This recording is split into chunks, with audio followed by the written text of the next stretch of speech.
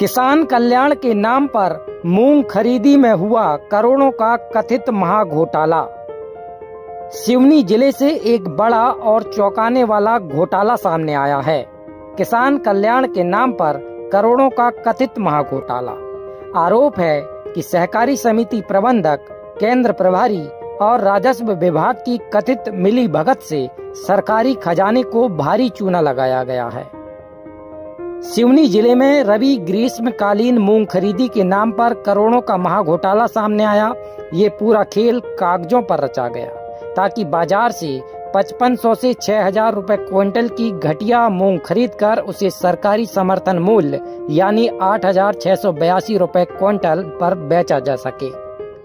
इस मामले में आदिम जाति सेवा सहकारी समिति के प्रबंधक तुलसीराम डहरिया पर गंभीर आरोप लगे हैं, लेकिन उन्होंने जांच का रुख राजस्व विभाग की ओर मोड़ दिया है। ये बीओटी, ये हमारा आदिम जाति सेवा सहकारी समिति मर्यादित लखनऊ का एक केंद्र बीओटी पिपरिया नरसिंहपुर रोड पे जो है वहाँ खरीदी हुई है। बीओटी पिपरिया में वहाँ का ये मामला चल रहा है, जो मीडिया में या समाचार पत्रों में कुछ शिकायतकर्ताओं ने शिकायत की है कि वहाँ मूंग खरीदी में गड़बड़ी हुई है। अब मेरी जानकारी में तो ये है कि जो पंजीयन हुए हैं राजस्व विभाग के द्वारा, जो गिरदावली हुई है इसके आधार पर जो पंजीयन हुए हैं और कृषकों के द्वारा जो स्लॉट बुक किए गए हमारे केंद्र में उनकी खरीदी हुई है। तो पंजीयन के आधार पर जो खरीदी हुई है तो उसमें कुछ गड़बड़ी की संभावना तो रहती ही नहीं है। तो सर जब होते हैं कि जब राजस्व विभाग के द्वारा, पटवारी के द्वारा गिरदावली होती है उस रकबे की, गिरदावली में यदि धान लगी है या मूंग लगी है या नहीं लगी है या खाली रकबा है, पड़त है, जो भी है, यदि मान लो मूंग का उसमें मूंग प्रदर्शित हो रही है तो उसका पंजीयन हुआ होगा।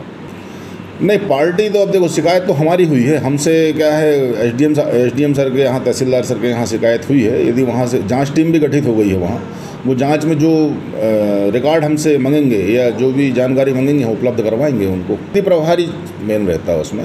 भाई मेरे पास तो इतने काम हैं, यहाँ 20 काम है मेरे अंडर में, 24-25 कर्मचारी हैं। सारे कर्मचारियों के अलग अलग काम है। प्रभारी की जिम्मेदारी भी रहती है कि सावधानी से उसको करना चाहिए। यदि कहीं कोई डाउट होता है तो खरीदी प्रभारी, चूँकि मेरी जिम्मेदारी इसलिए कि मैं संस्थापक हूँ। वहीं किसान रामकुमार रजक ने आरोप लगाया है कि उनकी जमीन पर ना तो सिंचाई का साधन है और ना ही मूंग की कोई फसल बोई गई।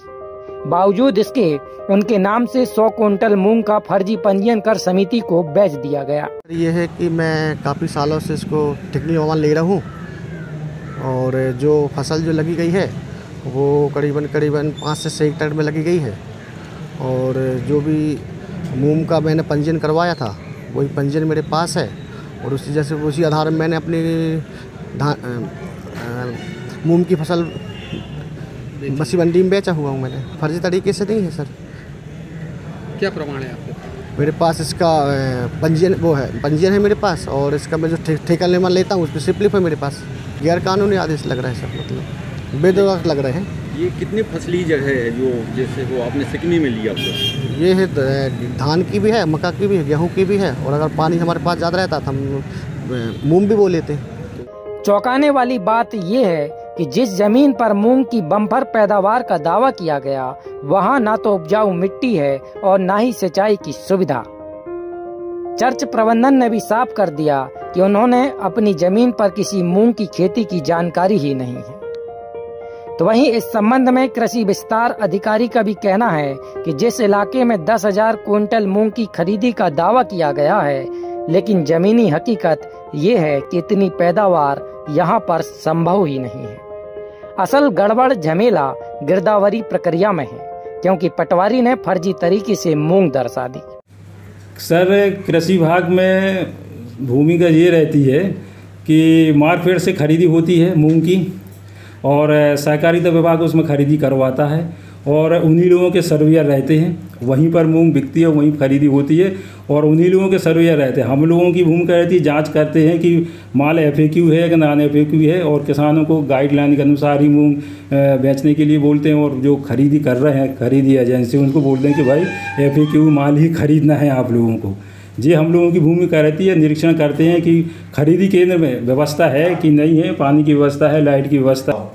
इसमें गिरदावली में राजस्व विभाग करता है सर, और राजस्व विभाग की भूमिका इसमें रहती है किसान को हम लोग बीज देते हैं और किसान इसके अतिरिक्त अपना बीज बोता है और बाहर से भी बीज खरीदता है, जिसकी गिरदावरी पटवारी रिकॉर्ड में रहती है, पटवारी उसमें करता है और उसकी जो रिकॉर्ड है ना पटवारी के पास ही रहता है। यानी मामला केवल मूंग की खरीदी तक सीमित नहीं है, बल्कि इसकी जड़ें फसल पंजीयन और गिरदावरी की प्रक्रिया से जुड़ी हुई हैं। फिलहाल इस पूरे मामले पर एसडीएम लखनदौन ने जांच टीम गठित कर दी है। अब अलग अलग विभागों के अधिकारी अब जमीनी स्तर पर जांच कर रहे हैं। प्रशासन का कहना है कि दोषियों की पहचान कर सख्त कार्रवाई की जाएगी। समाचार पत्रों के माध्यम से और कुछ किसानों के माध्यम से मुझे ये जानकारी मिली कि इसमें जो है व्यापक रूप से जो है गिरदावरी से लगा के जो है तुलाई तक में घोटाला तो हुआ है ऐसा, और मैंने अधिकारियों को इस बात को अवगत भी कराया हूँ कि भाई वो इसको सूक्ष्मता से जांच करें और हमारी सरकार की जो जन कल्याणकारी योजना है, किसान कल्याण की योजनाएं हैं, उनका जो है किसी प्रकार से शोषण ना हो, इस बात का ध्यान रखें। नहीं, हम पूरी सत्यता के साथ इस बात मतलब आपको आश्वस्त करते हैं कि सत्यता के साथ जांच हो।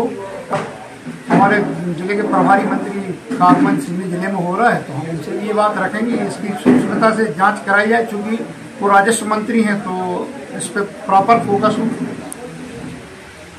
अब देखना होगा कि करोड़ों के इस कथित महाघोटाले की परतें खुलने के बाद आखिर किन किन चेहरों से नकाब उठता है और क्या वाकई दोषियों को सजा मिल पाएगी या मामला फिर फाइलों में दब जाएगा। Bureau report, BS news network, Seoni.